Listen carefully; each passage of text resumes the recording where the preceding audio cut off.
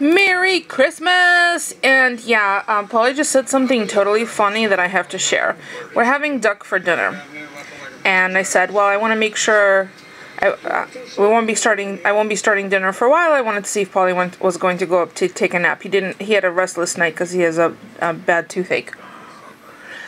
So I said I wanted to make sure that the clean dishes are put away first because I don't want to get duck juice all over clean dishes. So he proceeds to say, if we had another duck, it would be duck juice.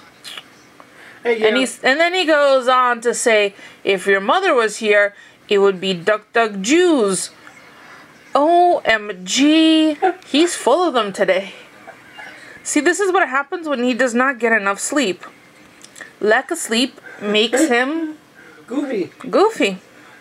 I think a lot of people, actually. So, yeah. I will bring you along when I get ready to duck juice. Which might be the name of today's vlog. And I'm going to render off the duck fat and then make the potatoes in the... Oh my god. Yeah, he needs a nap in a worst way. So, that's going to be happening. Let's try this again. Polly had a horrible toothache yesterday, so we postponed Christmas till today. So I'm making duck. I have water. I'm going to parboil it for just about 10 minutes. It's been washed, rinsed, and patted dry.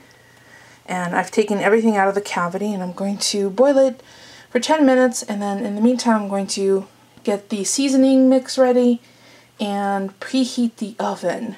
Because we're going to do 2 different temperature settings, so make sure it's a pot that fits your duck. Hold on. I wanted to make sure I could lift it on cue. So, perfect. It's about a 5-pound duck. They're, I think this is the maple leaf that comes with the orange glaze, which I have in the refrigerator. So in the meantime, I'm going to grab pepper, salt, and paprika. It's very simple seasoning, a stalk of celery, and a head of garlic, and an orange. Good thing we just went to the store and got some oranges. So there's the ducky duck already boiled for 10 minutes. What I did is I took a sharp knife. You could also use like a little lobster fork and poke just the skin all over the place. And that will help the rendering of the fat while it bakes and makes a crispier skin. Oh, I just saw a feather.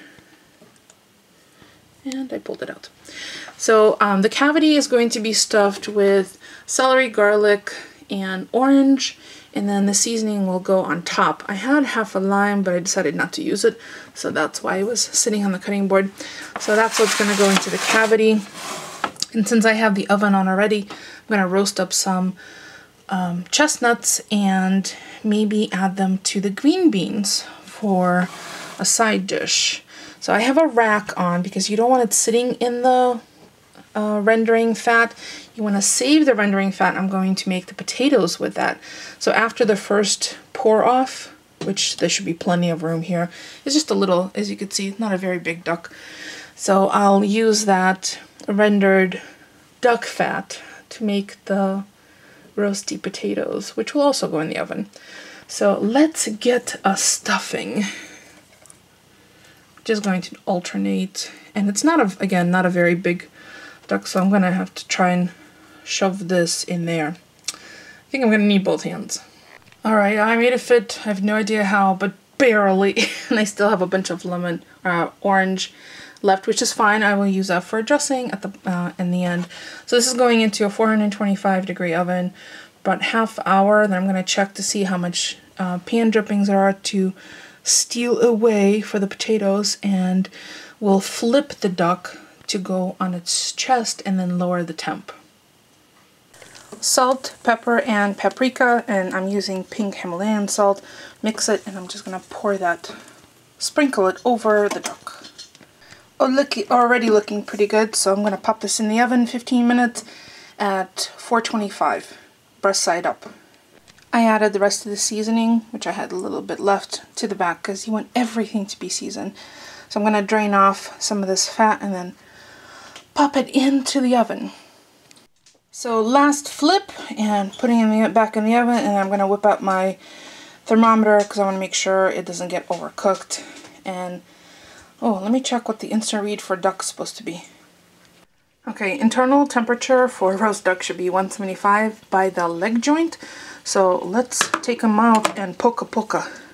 Yeah, it's done, but I think I am going to turn it up to 450 and put it underneath to crisp up the skin for 5 or 6 minutes, not that long.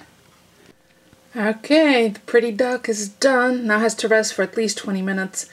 I'm going to take everything out of the cavity, probably use the garlic, maybe on some brioche, some toast, and in the meantime, I'm going to make the potatoes with the reserve duck fat. There wasn't really a lot of fat in this duck, to be honest. Not that I was expecting for it to be drenched, but yeah, it's pretty and crispy.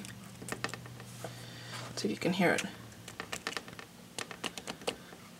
It's crispy.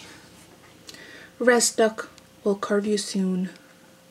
I'm ready to cut the duck up and serve dinner because the potatoes and the veggies are done. So I'll show you what our finished plate looks like. Is it all quacked up to what it's supposed to be? Is it quacked up to what it... Oh. Okay. I know you miss Polly's jokes. Thank you. You're welcome. You're welcome, world. And there's dinner. Looks gorgeous, doesn't it? Orange sauce, duck, red wine potatoes, and a beautiful vegetable medley. So that's gonna be it for us for tonight. Thank you so much for keeping us company. And again, Merry Christmas. See you guys next time. Thanks for watching, everyone.